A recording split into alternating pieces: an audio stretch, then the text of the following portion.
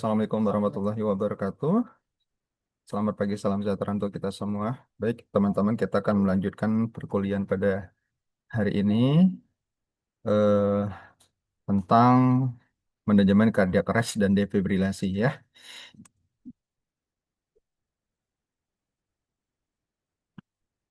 Nah, berkaitan dengan manajemen kardiak arrest dan defibrilasi ini merupakan eh, materi penting di dalam keperawatan kritis ini yang harus dipahami oleh semua mahasiswa ya kaitannya dengan asuhan di area keperawatan kritis.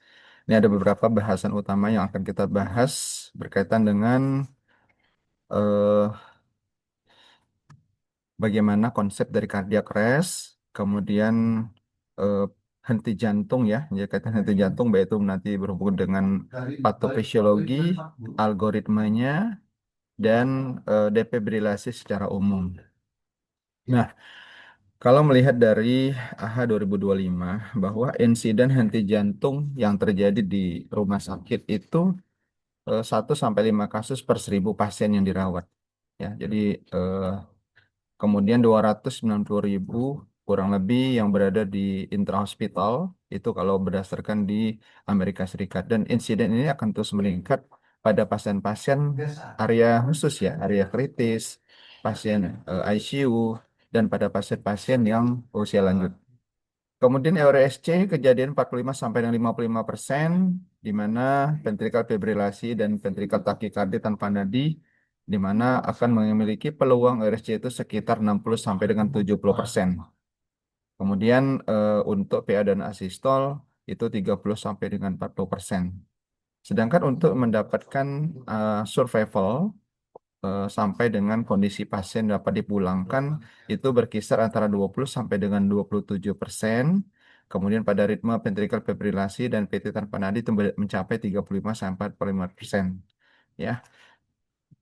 Nah, fase henti jantung ini akan dialami. Jadi artinya akan dialami oleh setiap pasien yang mengalami kondisi henti jantung. Jadi tidak ada istilah langsung datang menuju kondisi henti jantung, tapi pasti akan ada fasenya. Diawali dengan fase elektrik di mana terjadi antara 0 sampai dengan 5 menit. Ini merupakan fase awal mulai terjadinya infus dari elektrik ya, kondisi di mana tidak normal, dan ini akan menyebabkan terjadinya perubahan irama. Ya, jadi irama jantung akan mengalami perubahan, kondisi tidak beraturan, ya, yang di mana kontraksi otot jantung juga terganggu. Kemudian ini akan dilanjutkan dengan fase sirkulasi di mana terjadi antara 5 sampai dengan 10 menit, di mana fase ini mulai terlihat terjadi akibat adanya ketidakcukupan, ya, ketidakcukupan jantung dalam memenuhi kebutuhan darah secara seluruh tubuh, ya. Jadi dengan kata lain bisa dikondisikan fase sirkulasi ini terjadinya kondisi hipoksia jaringan. Jaringan sudah mengalami hipoksia dan nanti akan berlanjut lebih dari 10 menit. Ini akan terjadi fase metabolik di mana diproduksinya toksin akibat hipoksia jaringan ya. Jadi sel-sel yang mengalami kondisi hipoksia ini ya, dan kelamaan toksin yang sudah terakumulasi tadi akan beredar mengikuti aliran darah ya. Itu disebut fase metabolik. Nah, bagaimana gejala henti jantung? Kita akan melihat gambaran pasien ya, tiba-tiba pasien tidak sadarkan diri ya, kolaps ya. Nadi kita raba ternyata tidak teraba, kondisi adanya hipotensi, ya, akral teraba dingin, dan adanya pasien tidak bernapas. Artinya henti jantung ditandai dengan adanya nadi tidak teraba dan kondisi di mana henti napas ya. Jadi tidak ada tanda-tanda ekspansi dada pernapasan. Nah, penyebabnya banyak faktor. Penyebab ini bisa berkaitan dengan kita gunakan istilah eh, apa namanya?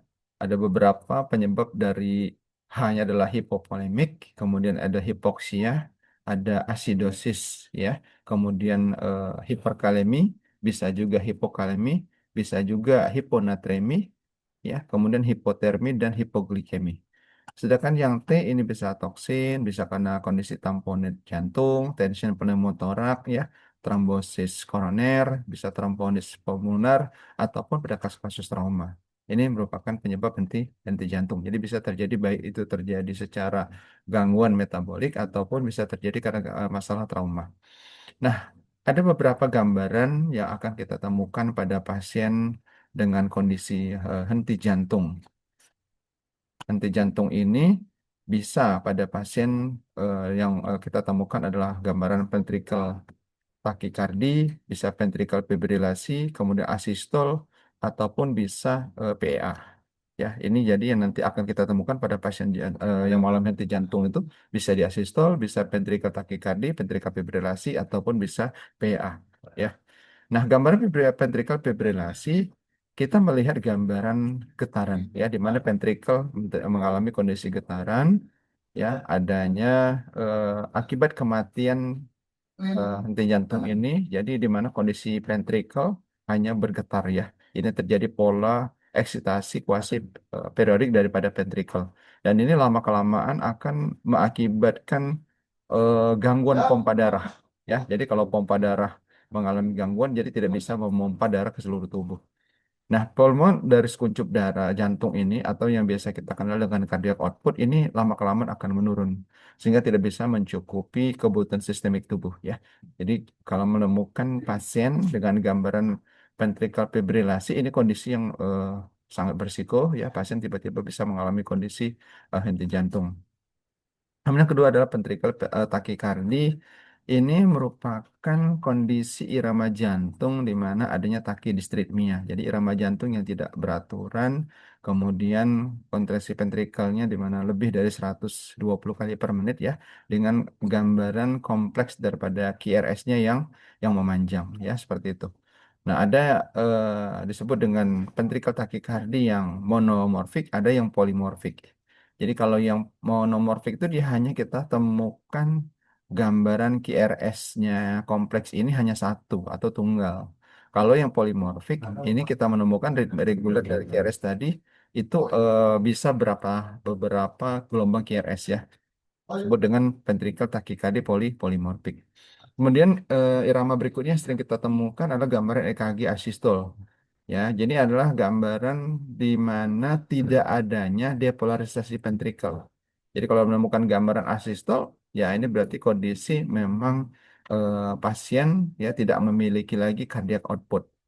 Ada yang disebut dengan asistol primer, di mana ketika sistem elektrik jantung tadi memang gagal untuk mendepolarisasi ventricle, ada yang sekunder, di mana jenis asistol yang terjadi itu ketika faktor luar kondisi listrik jantung gagal, sehingga mengakibatkan kegagalan dalam menghasilkan depolarisasi jaringan jantung. Ya, nah asistol primer ini bisa disebabkan oleh kondisi iskemik ataupun degenerasi dari nodus sinoatrial atau nodus SA atau bisa juga karena pada eh, konduksi daripada atria ventricle. Jadi pada kondisi asistol ini bisa lanjutan ya. Jadi lanjutan daripada nodus SA dan konduksi daripada atria ventricle ya seperti itu.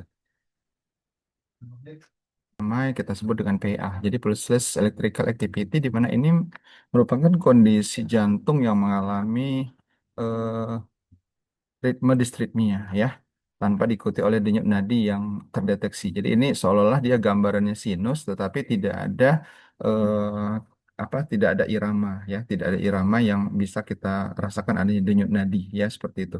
Nah, nah dalam manajemen cardiac arrest ya, seperti yang teman-teman pahami bahwa pada saat kondisi adanya arrest ya, kondisi henti jantung, ini kita melakukan sebuah resusitasi ya. Jadi memastikan bagaimana daripada high quality daripada CPR ya, kemudian bagaimana juga nanti diberikan support daripada ventilasi. Ya, jadi dipastikan tadi pada saat ada kondisi henti jantung kita akan melakukan high quality CPR melalui RJP dan ventilasi. Jadi melalui bagaimana kompresi dan ventilasi. Kemudian nanti akan setelah 2 menit akan dievaluasi. Apakah ada gambaran ventricle fibrilasi ataupun ventricle tachycardy tanpa nadi?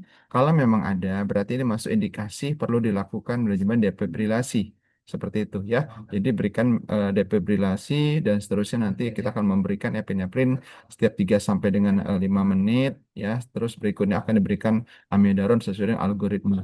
Tetapi kalau ternyata ini kita tidak menemukan adanya PEP atau PT, atau yang kita temukan adalah kondisi EPA atau asistol, ini berarti tidak indikasi dalam pemberian defibrilasi. Ya, jadi kita hanya memberikan pemberian terapi eneprin yang kita berikan setiap 3 sampai dengan lima menit ya seperti itu.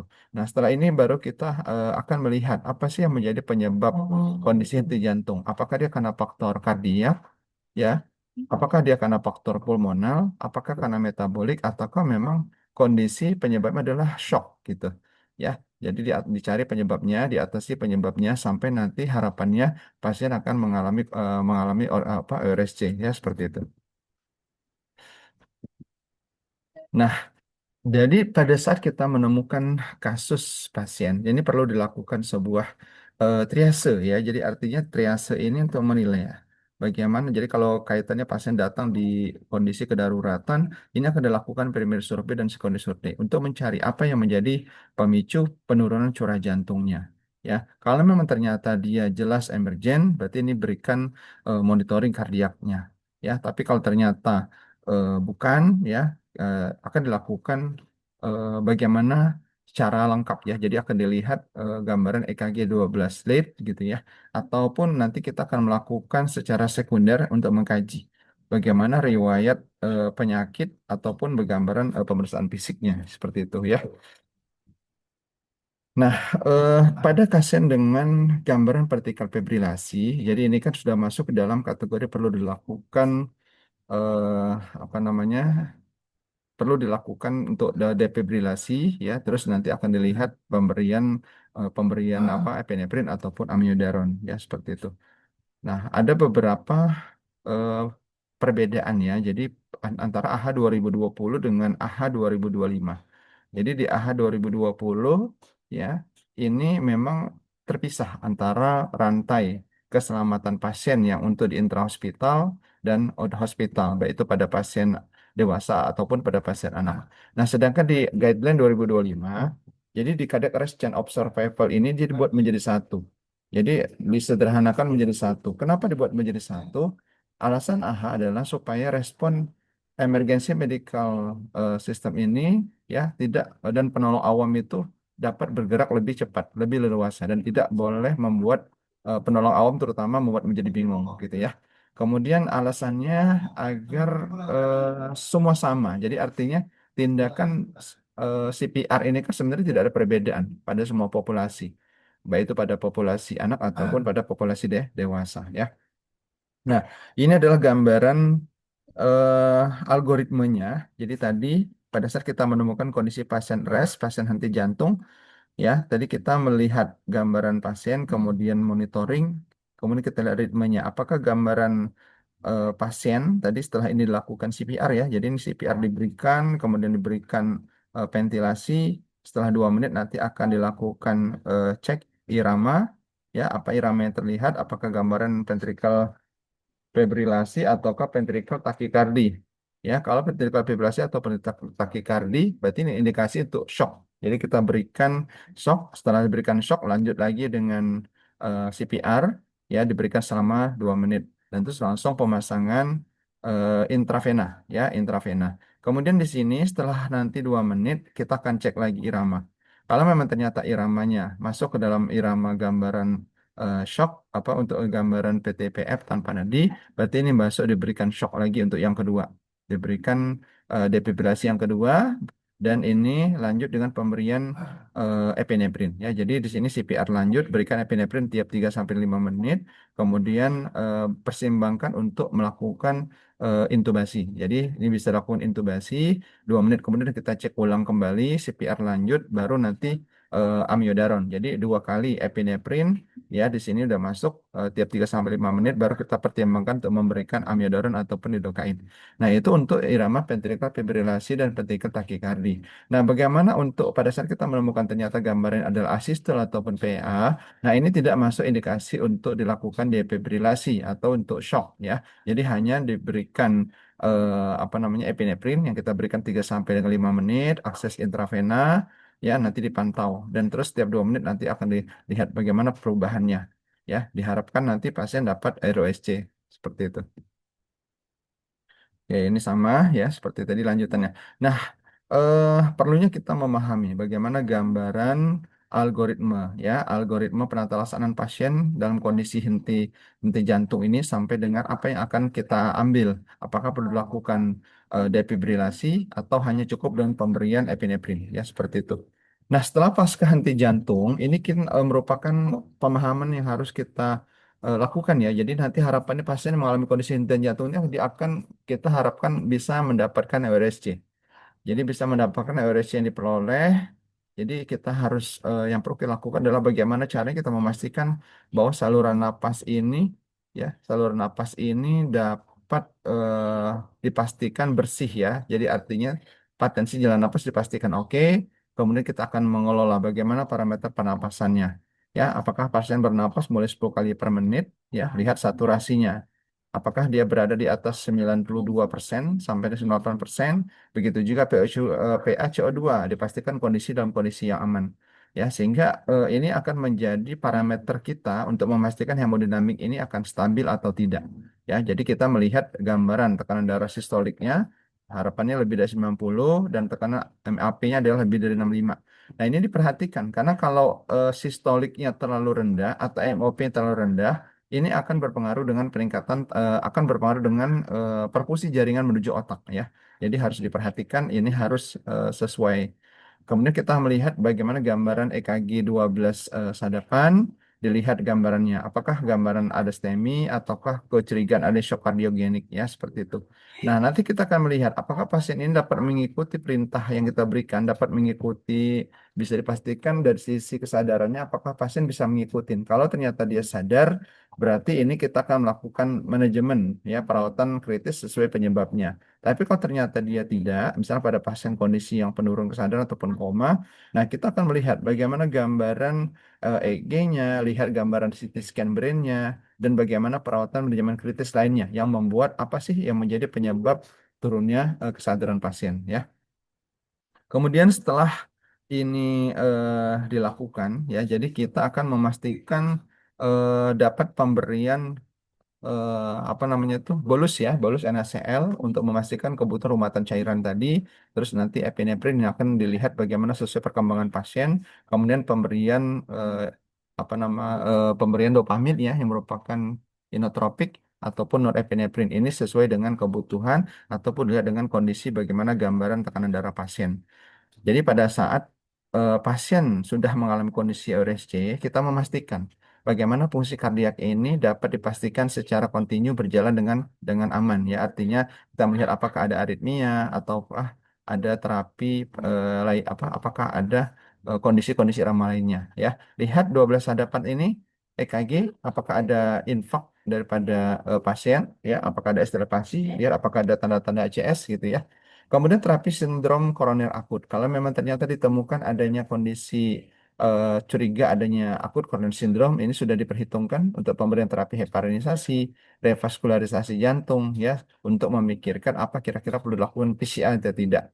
Kemudian EKG untuk menilai perkembangan dari gelombang jantung tadi ataupun terapi myocardial stunning untuk menurunkan fungsi miokard, ya, seperti itu. Nah, perawatan pada pasca henti jantung, selain tadi melihat bagaimana gambaran irama, kita juga melihat gambaran suhu.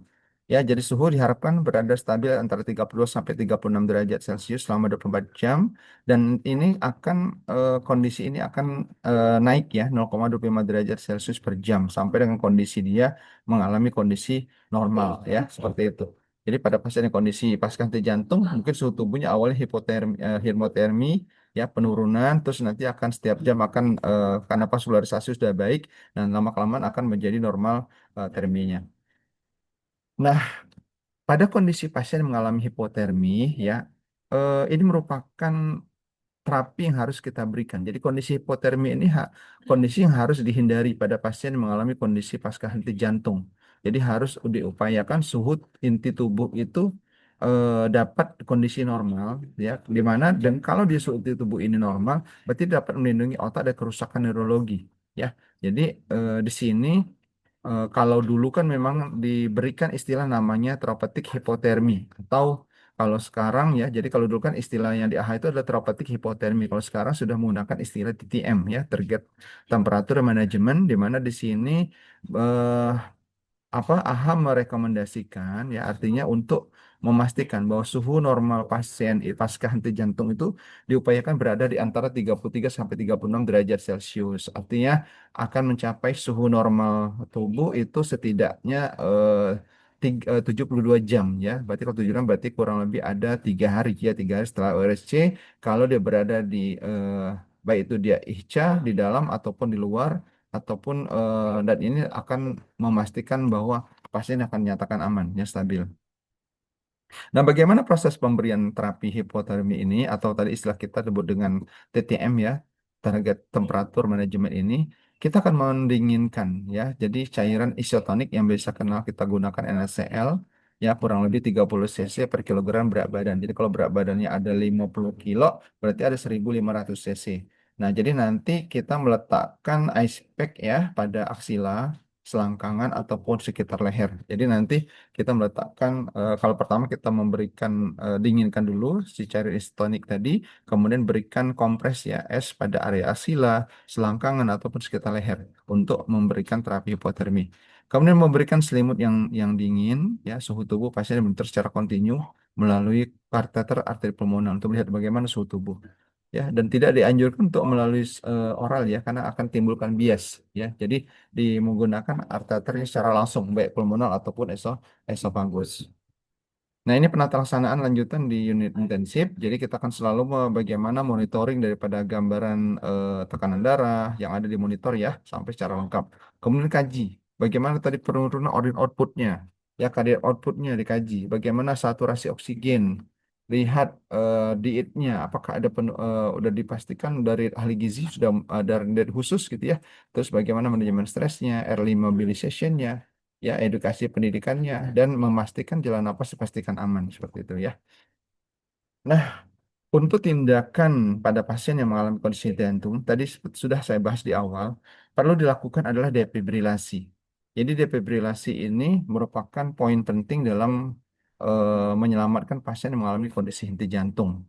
Nah, yang perlu teman-teman ingat bahwa pemberian defibrilasi ini adalah terapi yang memang digunakan pada pasien yang mengalami kondisi kita temukan arus listriknya berada pada ventilasi atau pada ventricle fibrilasi atau fibrilasi ventricle ataupun takikardia ventricle tanpa nadi ya. Jadi ada PF, ada PT tanpa nadi.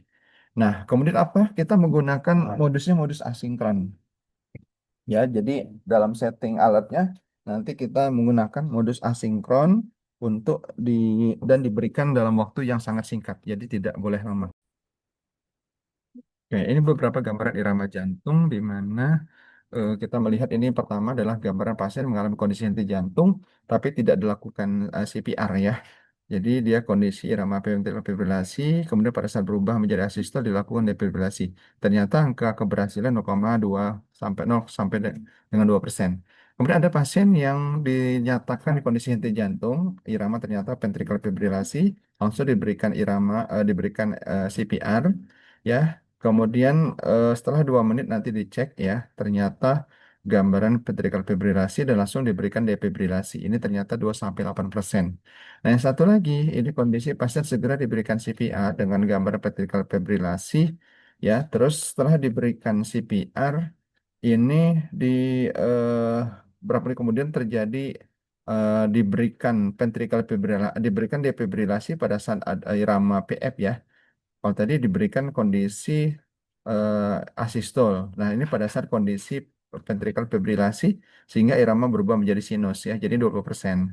Dan yang terakhir adalah pada pasien yang kita menggunakan menerapkan ACLS ya. Jadi artinya kondisi pasien mengalami henti jantung, iramanya ventricle fibrilasi, kemudian segera dilakukan CPR, kompresi dan ventilasi, melihat iramanya ventricle fibrilasi, langsung melakukan defib dan irama ditunjang dengan obat-obatan ya di sini berubah menjadi irama sinus ya. Jadi ini menunjukkan ada perbaikan 30% ya 30%. Jadi ini cepat sekali dan ini diberikan dalam waktu kurang dari 5 menit ya. Kurang dari 5 menit diberikan defibrilasi.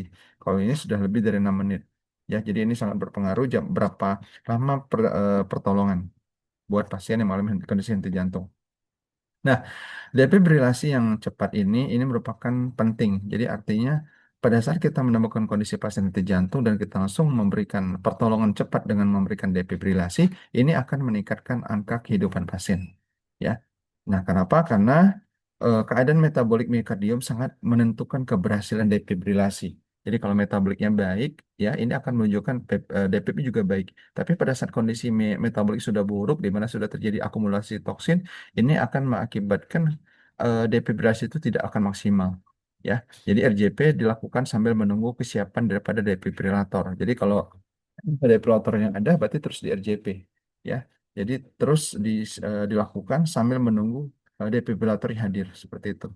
Nah, ini gambaran pemasangannya ya. Kita berikan pada sternum, pada wilayah di dada atas sebelah kanan, dan yang apex kita pasang di area mid claviculum menjelang ke arah lateral ya, atau bisa di bagian pinggir dari area dada sebelah kiri ya, mendekati garis aksila. Jadi ini ada beberapa opsi. Posisi standar yang kita letakkan sternum itu di kanan sternum atas ataupun bisa di bawah bagian clavicula kanan. Sedangkan apexnya sebelah kiri puting susu atau dengan pusatnya adalah pada wilayah mid-axilla. Atau pilihan berikutnya bisa di sternum atau di anterior precordium sebelah kiri ya, dan apexnya kita letakkan di intrascapula kiri. Yang berikutnya, opsi kedua, kita letakkan di anterior sternum, di apex, ya, di anterior bagian depan, dan satu lagi pada wilayah posterior. Cuma yang paling banyak kita umum menggunakan posisi standar, ya, ini. Oke, ini gambaran EKG, gambaran defibrilatornya, ya. Jadi nanti ada akan tulisan apakah dia monofasik ataupun bifasik, ya, tergantung dari mereknya. Nah, ini adalah energi dewasa yang kita berikan. Monofasik 360 Joule, mulai kalau bifasik kita udah langsung dengan 200 Joule. Nah, bagaimana prosedur yang melakukan pada saat ada kondisi pasien mengalami kondisi henti jantung, berarti kita akan memberikan defibrilator. Tapi pastikan dulu ada beberapa komplikasi yang dapat terjadi akibat defibrilator ini. Pertama, bisa mengalami kerusakan otot ya. Jadi perlu adanya penjelasan yang jelas dan dapat dipahami oleh semuanya. Kemudian kerusakan langsung pada miokardnya, jantung, otot jantung mengalami kerusakan, bahkan bisa mengalami kondisi emboli sistemik dan edema pulmonal, ya seperti itu. Ini algoritma henti jantung tadi yang telah kita bahas. Intinya, semakin cepat kita memberikan pertolongan, ini akan tingkat keberhasilan akan lebih baik. Ya, 4 sampai dengan 6 menit. Kalau udah lebih dari 10 menit, ini kondisi sudah sulit sekali ya. Ini irama tadi yang kita bahas ada 3 irama penting ya. Ada asistol, ada PA, ada PF, dan PT tanpa nadi. Oke, ini irama ventricular fibrillasi ya, yang teman-teman harus pahami dia berbentuk ini hanya pada ventrikelnya tetapi hanya getaran. Berbeda dengan ventrikel takikardi. Iramanya kemudian dia tinggi ya, QRS ya, kompleks QRS-nya. Ini adalah irama asistol di mana tidak adanya irama sinus ritem ya. Jadi benar-benar hilang ya kondisi di mana henti jantung. Nah, satu lagi adalah PA. PA ini adalah kondisi sama seperti sinus rhythm, tapi ternyata pada saat dicek nadi tidak terambah. Itu merupakan kondisi daripada PA ya. Bisa dia seperti ini ataupun bisa menjadi seperti ini. Ini merupakan kondisi daripada PA ya. Sehingga perlu bagaimana kita sebagai seorang tenaga kesehatan dalam memiliki kompetensi ya, memiliki kompetensi manajemen pada pasien yang mengalami kondisi henti jantung. Ya, apa yang dapat kita kolaborasikan untuk laksanakan pada pasien ini. Dan kemudian tim yang solid dalam terutama pada area kritis ya, baik itu di ICU, di NICU. Ini sangat penting ya keberadaan di situ bagaimana tim dokter anak misalnya ataupun dokter terkait dengan ICU ya untuk masuk pertolongan pada pasien ini.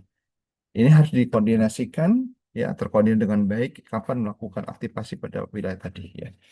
Dan pembagiannya nanti silakan diatur ya. Jadi nanti perasaan ada pasien dengan kondisi di jantung itu ada yang berperan sebagai airway, ada yang breathing, ada yang kompresor, ada pilator lead ya untuk bagi leader, dan ada yang fokus pada mungkin nanti dokumentasi ya. Ini secara lengkapnya. Nah, manajemen cardiac arrest.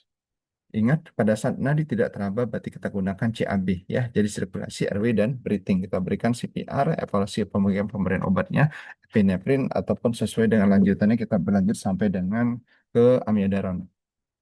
Pada saat 2 menit ternyata nadi tidak teraba, dan terus di irama menunjukkan kondisi ventrikel fibrilasi atau PT tanpa nadi, berarti indikasi diberikan defibrilasi ya sampai seperti itu.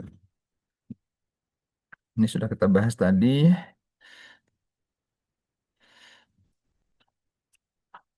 Jadi pada saat ada kondisi henti jantung, misalnya ini kondisi pasien, tiba-tiba dia mengalami kondisi henti jantung. Ini kita langsung melihat cek nadinya, nadi terabah atau tidak ya. Kemudian kita akan berikan shockable ya 360 joule monofasik ataupun 200 joule dengan cara bifasik ya.